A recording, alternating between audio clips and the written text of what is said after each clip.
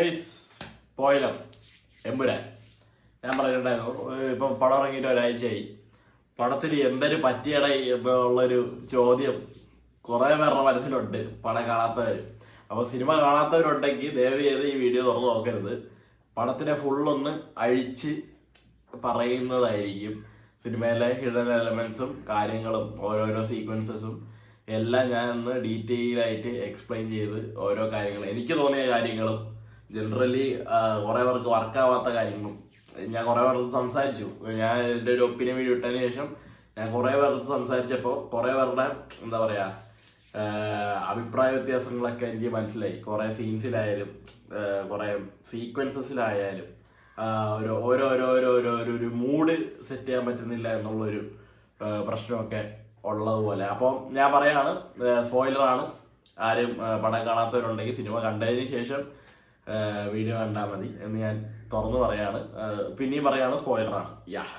അപ്പോൾ ലൂസിഫർ വെച്ച് ഈ പടത്തിനെ കമ്പയർ ചെയ്യാൻ പറ്റൂല, ശരിയാണ്. അത് ഞാൻ അഡ്മിറ്റ് ചെയ്യുന്നു. അതെന്താണെന്ന് വെച്ച് കഴിഞ്ഞാൽ അതിൻ്റെ സ്ക്രിപ്റ്റും സ്ക്രീൻ പ്ലേയും അതിൻ്റെ ഡയലോഗ്സും ഓരോരോ എന്ന് വെച്ചാൽ സീൻ ബൈ സീന് അടുത്ത ഓരോ സ്റ്റെപ്പ് വെച്ചാണ് ലൂസിഫർ എന്ന് പറഞ്ഞ സിനിമ പോകുന്നത്. അപ്പൊ ലൂസിഫർ ആ ഒരു സിനിമയിൽ സ്റ്റീഫൻ നെടുമ്പള്ളി എന്ന് പറഞ്ഞ ഒരു കഥാപാത്രം നമ്മളെ ആ പുള്ളി ചെയ്തിരിക്കുന്ന ഒരു അരമണിക്കൂറിൽ തന്നെ നമ്മളെ ഭയങ്കര രീതിയിൽ ഇമ്പ്രസ് ആക്കും. പുള്ളി എപ്പോൾ വരും എന്നുള്ള ഒരു നോട്ടത്തിലായിരിക്കും നമ്മൾ. ഇതിലും അങ്ങനെ തന്നെ, എമ്പുരാനിലും അങ്ങനെ തന്നെ. പുള്ളി എപ്പോൾ വരും, ഒന്ന് വാടയൊന്നും അങ്ങനെയുള്ള ഒരു നോട്ടം വെച്ചായിരിക്കും നമ്മൾ ഇരിക്കുന്നത്. പക്ഷെ ലൂസിഫറിൽ ഇപ്പൊ പുള്ളി സ്ക്രീനിൽ ഇല്ല എന്നുണ്ടെങ്കിൽ പോലും ബാക്കിയുള്ളവരുടെ ഒക്കെ ആ ഒരു നീക്കങ്ങളും പാച്ചിലുകളും ഓരോ സീനിന്റെ സെറ്റിങ്ങും ആ ഒരു ഹൈപ്പ് ബിൽഡ് ചെയ്തതും, സായിദ് മസൂദിന്റെ ഹൈപ്പ് ബിൽഡ് ചെയ്യാണെങ്കിലും വരിക സാഹചര്യ പാട്ടിന്റെ ഇടയ്ക്കാണെങ്കിലും മൊത്തം പുള്ളി അവിടെ അങ്ങനെ ഒരു മനുഷ്യനുണ്ട്. പുള്ളിനെയാണ് എല്ലാവരും. അതിപ്പോ എന്തൊക്കെ പറഞ്ഞാല് ആളൊക്കെ ഏതൊക്കെ പ്രശ്നം എവിടെയൊക്കെ നോക്കിയാലും ഒന്നും വേറെ ഒരു സൈഡിലോട്ട് പോകുന്നില്ല. മൊത്തം സ്റ്റീഫൻ PK കഴിഞ്ഞാൽ സ്റ്റീഫൻ ആ ഒരു രീതി തന്നെയാണ് വന്നിരിക്കുന്നത്. നിങ്ങൾ എത്ര പേര് ശ്രദ്ധിച്ചിട്ടുണ്ടെന്ന് എനിക്ക് അറിഞ്ഞൂടാ. ആ ഒരു സിനിമയില് PKRന്റെയും സ്റ്റീഫന്റെയും ചൈൽഡ്ഹുഡ് ആ ഒരു പോർഷൻ അല്ലാതെ ലാലേട്ടനെയും മറ്റേ മച്ചാനെയും ഒരുമിച്ച് കാണിച്ചിട്ടില്ല സിനിമയില്. എന്നിട്ട് പുള്ളി PKR എന്ന് പറഞ്ഞാൽ പുള്ളിക്ക് സ്റ്റീഫൻ മതി. മറ്റേ മൂത്ത മോളുടെ ആദ്യത്തെ ഭർത്താവ് മരിച്ചു, രണ്ടാമത്തെ കെട്ടിയവൻ ഭയങ്കര ഉഴപ്പനായിരുന്നു, അവൻ മുടിപ്പിക്കും. ഇതൊക്കെ പുള്ളിക്കറിയാം. പുള്ളി സ്റ്റീഫൻ എന്ന് പറഞ്ഞ് ഇങ്ങനെ പുള്ളീനെ പാർട്ടിയിലോട്ട് കൊണ്ടുവരുന്നു, എല്ലാം ചെയ്യുന്നുണ്ട്. ആ ഒരു പോർഷൻ എമ്പുരാൻ എന്ന് പറഞ്ഞ സിനിമയിൽ കാണിച്ചു. ഞാൻ സ്റ്റീഫൻ എന്ന് പറഞ്ഞൊരു ഇതിനെ ഇൻട്രൊഡ്യൂസ് ചെയ്യാന്ന് പറഞ്ഞ് പുള്ളീനെ മറ്റേ മാനാടിലേക്ക് കൊണ്ടുവരുമ്പോഴത്തേക്കും അവിടെ നമുക്കൊരു സാധനം കിട്ടുന്നുണ്ട്. ആ ഒരു ചെറിയ പോർഷനിൽ ആ പഴയ ലൂസിഫറിൽ അവർ നടന്നു വരുമ്പോൾ ആ ഒരു BGM വെച്ചിട്ടുള്ള ഒരു സംഭവം എമ്പുരാനിൽ വന്നപ്പോഴത്തേക്ക് നമുക്ക് അവിടെ റൊമാൻറ്റിഫിക്കേഷൻ ആണ്. അഫ്കോഴ്സ് റൊമാൻറ്റിഫിക്കേഷൻ ആണ്. ആ ഒരു മ്യൂസിക്, ലാലേട്ടൻ്റെ ആ ഒരു പഴയ താടിയൊക്കെ കറുപ്പിച്ചുള്ള ആ ഒരു ലുക്കും, ആ ഒരു നടത്തവും ആ ഒരു തുഴലും ഇതൊക്കെ കാണുമ്പോഴത്തേക്കും അവിടെ ഒരു സാധനം ബിൽഡാവുന്നുണ്ട്. ആ ഒരു സംഭവമാണ് അവർ ട്രെയിലറിൽ കൊണ്ടിട്ട് എമ്പുരാനെ എന്ന് പറഞ്ഞാൽ ആ ഒരു മെയിൽ വോക്കൽ, അത്ര ഹൈ ആയിട്ടുള്ള ഒരു മെയിൽ വോക്കലും കൊണ്ടുവന്ന് എല്ലെന്നൊക്കെ പറഞ്ഞ് ഇങ്ങനെ എഴുതിയൊക്കെ കാണിച്ച് അവിടെ നമുക്കൊരു ഹൈപ്പ് ബിൽഡാവുന്നുണ്ട്. അപ്പൊ ഞാൻ പറഞ്ഞു വരുന്നത് എന്താണെന്ന് വെച്ച് കഴിഞ്ഞാൽ, സിനിമ കണ്ട് നിരാശയായ പലവരുടെയും ഒരു പ്രശ്നം ഞാൻ പറഞ്ഞ നിരാശയാവാം. അഫ്കോഴ്സ് നമ്മുടെ എക്സ്പെക്ടേഷനിൽ ഉപരി പടം പോയില്ലെങ്കിൽ, അതിന്റെ അടിയിലേക്ക് പോവാണെങ്കിൽ ഓഫ്കോഴ്സ് നമുക്ക് ഒരു ഡിസപ്പോയിൻമെന്റ് ഉണ്ടാവും, ശരിയാണ്. എനിക്കപ്പോൾ പറയാനുള്ളത്, നിങ്ങൾ ട്രെയിലർ കണ്ട ഒരാളാണോ? ആണെങ്കിൽ ആ ട്രെയിലറിൽ പക്കയായിട്ട് കഥ മൊത്തം പറഞ്ഞു പോയിട്ടുണ്ട്. അതൊരു 2-3 വട്ടം ഞാൻ കണ്ടപ്പോഴത്തേക്കും എനിക്ക് കാര്യം പിടിക്കും. കാരണം അവർ ആദ്യമേ പറയുന്നുണ്ടായിരുന്നു ആദ്യത്തെ അരമണിക്കൂർ ഹിന്ദി പോർഷൻ ആയിരുന്നു. ഉറപ്പായിരുന്നു ആ സായിദ് മസൂദിന്റെയും ബജ്റംഗി പിന്നെ അമീർ ഖാന്റെ പെങ്ങളൊക്കെ വരുന്ന ആ ഒരു സംഭവങ്ങൾ, ആ ഒരു കലാപം, ആ ഒരു സംഭവങ്ങളായി ആദ്യത്തെ അരമണിക്കൂർ അത് ഉറപ്പായിരുന്നു. പിന്നെ പാർട്ടിയിലുള്ള സംഭവങ്ങൾ, ടോവിനോ വില്ലനാവുന്നു, അതിന്റെ വേറെ കാര്യങ്ങൾ വരുന്നു. ഇതിന്റെ ഇടയിൽ ഖുറേഷി അബ്രഹാമിന്റെ ഇൻട്രോ വരുന്നു, വില്ലന്മാരായിട്ടുള്ള പോര് വരുന്നു. ഇതെല്ലാം ഉറപ്പായിരുന്നു. പിന്നെ ആ ഒരു കാട്ടിൽ തീ പിടിച്ചത് ലാലേട്ടൻ ഇങ്ങനെ കാണിക്കുന്നത് കണ്ടു കഴിഞ്ഞാൽ മനസ്സിലാവും, ഒന്നെങ്കിൽ ഇന്റർവൽ ബ്ലോക്ക് അല്ലെങ്കിൽ ഇന്റർവെൽ കഴിഞ്ഞിട്ടുള്ള പോർഷൻ. അത് ഉറപ്പായിരുന്നു. എല്ലാം കഴിഞ്ഞിട്ട് ട്രെയിലറിൽ അവര് പച്ചയ്ക്ക് എഴുതി കാണിച്ച പോലെയായിരുന്നു ലാലേട്ടന്റെ രാജുവേട്ടന്റെ ഫൈറ്റ് സീക്വൻസ്. അവർ നടന്നു വരുന്നതും മറ്റേ ലാലേട്ടൻ ആദ്യം ഫ്രണ്ടിൽ നിന്നിട്ട് രാജുവേട്ടൻ ഇങ്ങനെ നടന്നു പോകാനുള്ള ആ സാധനവും ജില്ല എന്ന് പറയാം. ജില്ല എന്നാണ്. പക്ഷെ എന്നെ സംബന്ധിച്ച് എനിക്ക് ജില്ലയിലെ ക്ലൈമാക്സ് ഫൈറ്റ് ആണെങ്കിലും പോക്കിരാജയിലെ ക്ലൈമാക്സ് ഫൈറ്റ് ആണെങ്കിലും ഞാൻ ശരിക്കും എൻജോയ് ചെയ്യുന്ന ഒരാളാണ്. ഇപ്പൊ വെച്ചെന്നാൽ കൂടി ഞാനിരുന്ന് ഓരോ മൊമെന്റ്സും ഇരുന്ന് ഇങ്ങനെ കണ്ട് പൊളിയുടെ എന്ന് പറഞ്ഞ് കൈയടിക്കുന്ന ഒരാളാണ് ഞാൻ. അപ്പോൾ എന്നെ സംബന്ധിച്ച് ആ സാധനം എനിക്ക് ഭയങ്കര ഒരു പടത്തിലൊരു പ്ലസ് പോയിന്റ് തന്നെയാണ്. അതെന്തൊക്കെ പറഞ്ഞാലും ആർക്കൊക്കെ എന്തൊക്കെ ഇഷ്ടപ്പെട്ടില്ല, ചുമ്മാ ഹൈപ്പ് ക്രിയേറ്റ് ചെയ്യാൻ വേണ്ടിയാണ് ഇത്രയും നേരം തോക്കും പിടിച്ച് കിടന്ന അവസാനം ഇടിച്ചു പൊളിക്കുന്നു എന്തൊക്കെ പറഞ്ഞാലും എനിക്കതൊരു ഫാൻ ബോയ് മൊമെന്റ് ആയിരുന്നു. നാളെ ഞാൻ പറഞ്ഞ പൃഥ്വിരാജ് ആസ് എ ഡയറക്ടർ പുള്ളി എന്തൊക്കെ ചെയ്തതെന്ന് കാണേണ്ട ആവശ്യം എനിക്ക് ഉണ്ടായിരുന്നില്ല. ബട്ട് പുള്ളി ഒരു ആക്ടറായിട്ട് ആ പഴയ ആ ഒരു യങ്സ്റ്റാർ വൈബില് അടിയൊക്കെ ആയിട്ട് വന്ന ആ ഒരു സംഭവം എനിക്ക് ഇഷ്ടപ്പെട്ടു. കാരണം ആ വില്ലൻ ബജ്രംഗി എന്ന് പറഞ്ഞാൽ ആ വില്ലൻ അവസാനമായിട്ടും രാജുവേട്ട അലക്കുന്നുണ്ട്. ആ അലക്കല് കണ്ടറിയാം പുള്ളി പണ്ടത്തെ സിനിമകളിലൊക്കെ ചെയ്യുന്ന അതേ അലക്കൽ തന്നെയാണ്. എന്നാലും അതൊക്കെ കണ്ട് ഭയങ്കര കൈയടിച്ചിട്ടുള്ള ഒരു ഫാനാണ് ഞാൻ. അതുകൊണ്ട് എനിക്ക് ആ പോർഷൻ പേഴ്സണലി ഭയങ്കര ഇഷ്ടപ്പെട്ടു. പിന്നെ ദീപക് ദേവിന്റെ സീന് കുറെ പേര് പറയാനുണ്ടായിരുന്നു പുള്ളിന്റെ മ്യൂസിക് കൊള്ളൂല, ഒരു ബീജത്തിന് ഡെപ്ത് ഇല്ല, ഒരു എന്താ പറയുക ഓളം ക്രിയേറ്റ് ചെയ്യാൻ പറ്റുന്നില്ല. ഞാനും അത് ഒരു പരിധി വരെ ഞാനും ആ ഒരു ഒപ്പീനിയനോട് യോജിക്കുന്നു. അങ്ങനത്തെ ഒരു പ്രശ്നങ്ങൾ ഉണ്ടായിരുന്നു. പക്ഷെ എനിക്ക് പേഴ്സണലി ഫിർസിന്റെ സാധനം ആ ഒരു ഫൈറ്റ് സീക്വൻസിന്റെ ഇടയിൽ വലിയ കുഴപ്പമൊന്നും തോന്നിയില്ല. ഞാൻ അതിന്റെ ഒപ്പീനിയൻ വീഡിയോയിലും പറയുന്നുണ്ട്.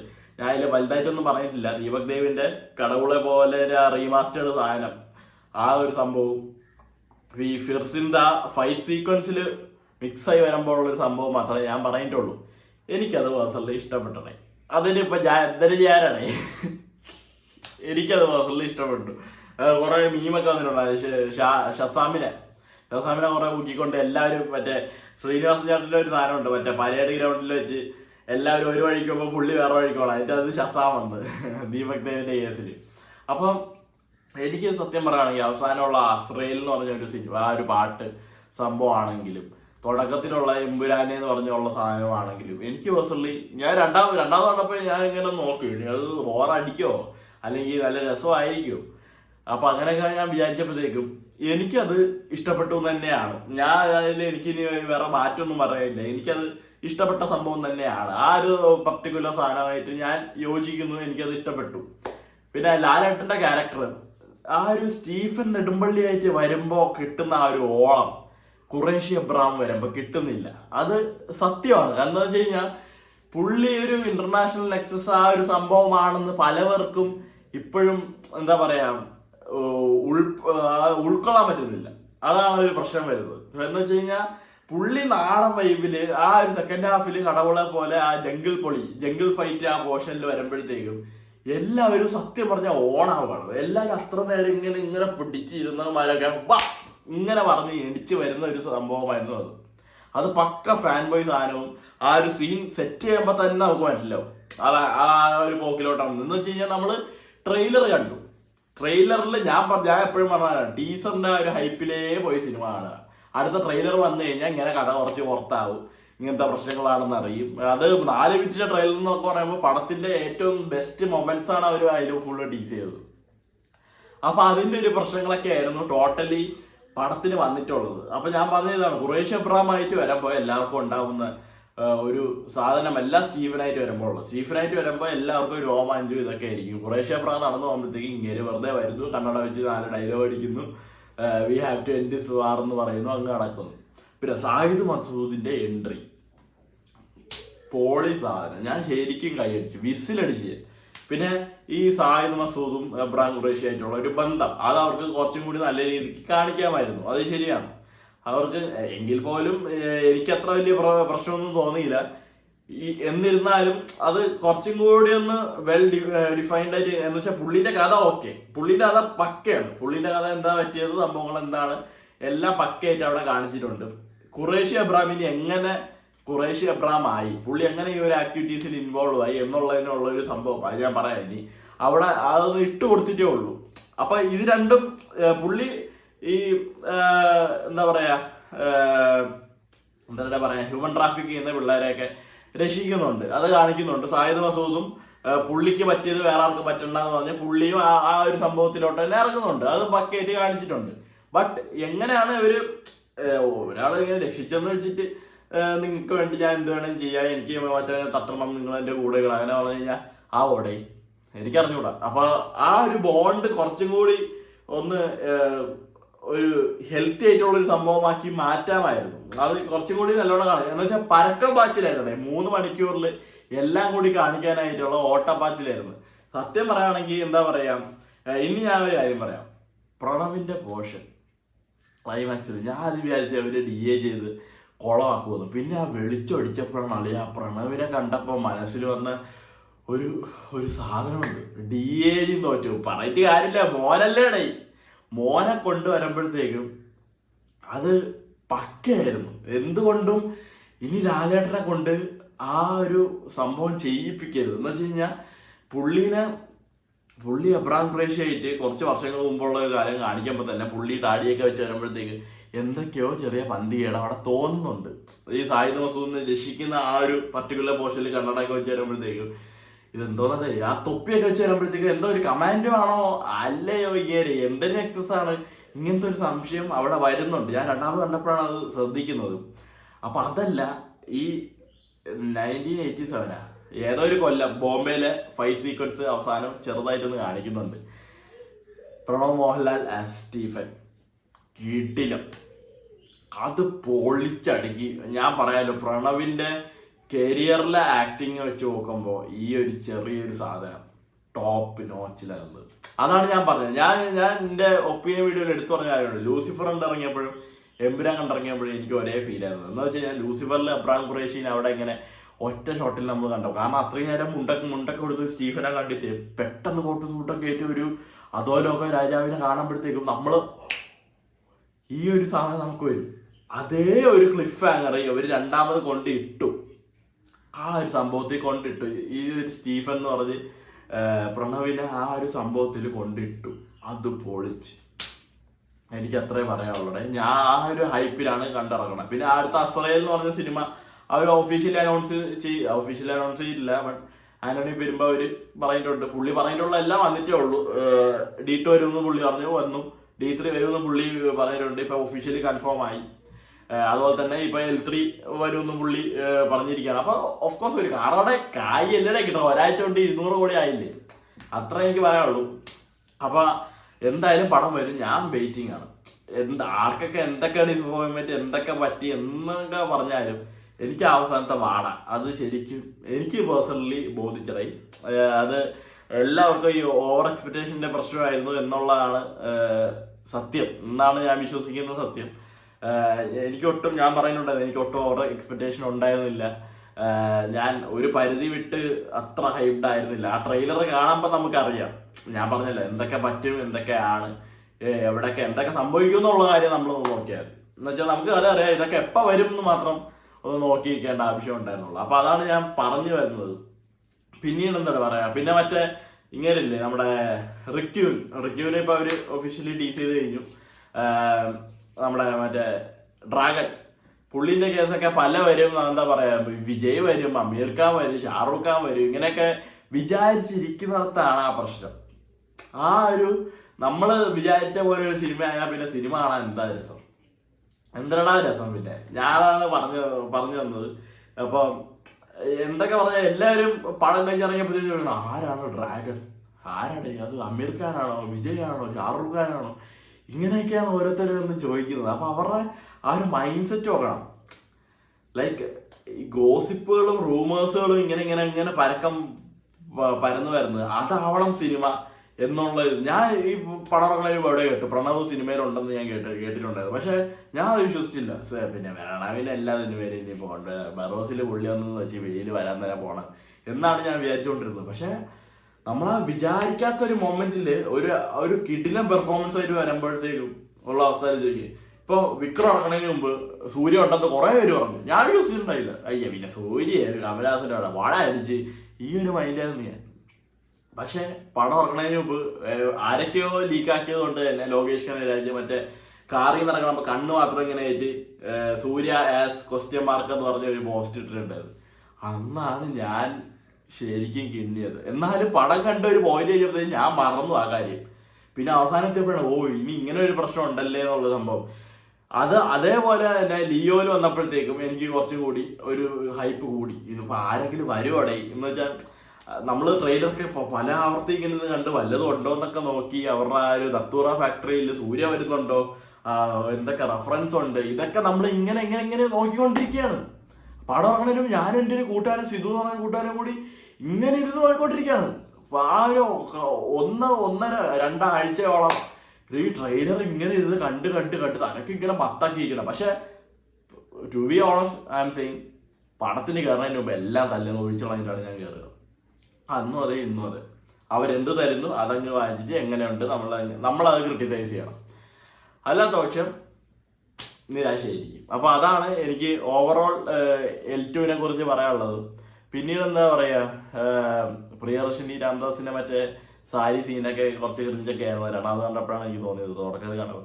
ഞാൻ പറഞ്ഞില്ല, ഒരു സിനിമ നമ്മൾ ഏറ്റവും അധികം ആസ്വദിക്കുന്ന ആ ഒരു കാണുന്ന ഒരു പശ്ചാത്തലം, അവിടെ ഇരിക്കുന്ന ഓഡിയൻസ്, ആ ഒരു തിയേറ്റർ, പിന്നെ വേറൊരു കാര്യങ്ങൾ പറയാനുണ്ട്. അത് അങ്ങനത്തെ കുറെ കാര്യങ്ങൾ, അങ്ങനത്തെ കുറെ ഫാക്ടേഴ്സ് ഉണ്ട്. ആ ഒരു കുറെ ഫാക്ടേഴ്സിലാണ് ഒരു സിനിമ നമുക്ക് വർക്കാവുന്നത്. എന്ന് വെച്ച് കഴിഞ്ഞാൽ L2 പോലത്തെ ഒരു സിനിമയൊക്കെ വീട്ടിൽ നിന്ന് കണ്ടു കഴിഞ്ഞാൽ എനിക്ക് ചിലപ്പോൾ ഇഷ്ടപ്പെടാം, ചിലപ്പോൾ ഇഷ്ടപ്പെടാതിരിക്കാം. ഇപ്പൊ ആവേശം പോലത്തെ സിനിമ, ആവേശം, മഞ്ഞുമൽ ബോയ്സ്, ഭ്രമയുഗം, ഈ സിനിമയൊക്കെ ഞാൻ തിയേറ്ററിൽ 1-2 തവണ പോയി കണ്ടാണ്. ഇത് കഴിഞ്ഞ് ഞാൻ OTT കാണാൻ നോക്കുമ്പോൾ എനിക്ക് പറ്റുന്നില്ലടേ. അപ്പൊ ആ തിയേറ്ററിന്റെ നമുക്ക് തരുന്ന ഒരു എഫക്റ്റ് ഉണ്ട്. ആ ഒരു അറ്റ്മോസ് സിസ്റ്റത്തിൽ നമുക്ക് കിട്ടുന്ന ഇതും മറ്റേ ഓഡിയൻസിന്റെ ഒച്ചയും ബഹളവും ആ ഒരു സംഭവങ്ങളൊക്കെ ഉണ്ട്. അതൊക്കെ ഓവറോൾ നമുക്ക് ആ ഒരു എൻവയൺമെന്റ് കിട്ടുമ്പോഴാണ് നമുക്കൊരു സിനിമ പക്കയായിട്ട് വർക്കാവുന്നത്. എനിക്ക് പേഴ്സണലി അങ്ങനെ വർക്കാം. അല്ലാത്തവർക്ക് OTT കാണുമ്പോഴത്തേക്ക് എനിക്ക് നല്ല സിനിമ തിരിച്ചറിയാൻ പറ്റുന്നത്, അങ്ങനത്തെ പ്രശ്നമൊക്കെ ഉണ്ടാകുന്നതായിരിക്കും. പക്ഷെ എന്നെ സംബന്ധിച്ച് ഒരു തിയേറ്റർ എഫക്റ്റ് കിട്ടിയാലേ എനിക്കൊരു സിനിമ വർക്കാവുള്ളൂ. ആ ഒരു പ്രശ്നം എനിക്കുണ്ട്. അത് ചിലപ്പോൾ നല്ലതായിരിക്കാം, ചീത്തയായിരിക്കാം. ഒരു സിനിമ ഏത് രീതിയിൽ, സിനിമ ഇസ് മെന്റ് ഫോർ തിയേറ്റർ. അത് മമ്മൂക്ക വരെ പറഞ്ഞിട്ടുള്ള കാര്യമാണത്. സിനിമ തിയേറ്ററിൽ വേണ്ടിയുള്ള, അല്ല TV കാണാനുള്ള എല്ലാ സിനിമ എന്നുള്ള പുള്ളി വരെ എടുത്ത് പറഞ്ഞിട്ടുള്ളതാണ്. അപ്പോൾ അതാണ് സംഭവം. പിന്നെ എനിക്ക് പറയാനുള്ളത് ഈ മൾട്ടിപ്ലക്സുകാരുടെ തോന്നിയാസമാണ്. എടാ, നിങ്ങൾ ഈ PXL-ലും പിന്നെ IMAX, PXL-ഒക്കെ ഓവർ എന്ന് പറഞ്ഞാൽ പോരാ, IMAX ഒക്കെ പോലത്തെ തിയേറ്റേഴ്സിൽ ഈ പടം ഒരു സ്കോപ്പും പോട്ടെ, അനമോർഫിക് റേഷ്യോ ഓഫ് സിനിമ, സ്കോപ്പിനേലും ചെറുതായിട്ടുള്ള ഒരു റേഷ്യോ, സ്കോപ്പ് സ്ക്രീനിൽ ഇട്ടാൽ പോലും ബ്ലാക്ക് ബാർസ് വരുന്ന ഒരു സിനിമേനെ IMAX-ൽ എടുത്തിട്ട് 1000 രൂപയ്ക്ക് വിൽക്കുന്ന എന്തൊരു തോന്നിയാസോടെ. നിങ്ങൾക്ക് പോലും ഒരു ഉളുപ്പില്ലേ? ഇങ്ങനെ കൊറോണത്തിനെ പറ്റിച്ച് ജീവിക്കാനായിട്ട് നിന്നൊക്കെ എന്നടാ ഉണ്ടാക്കിയത്? അതെനിക്ക് ഭയങ്കര ഇതായിട്ടുള്ളൊരു ചോദ്യമാണ്. ഈ IMAX-നോടൊക്കെ നമ്മുടെ Kochi Cinepolis screen two IMAX ഞാൻ എടുത്തു പറയാണ്.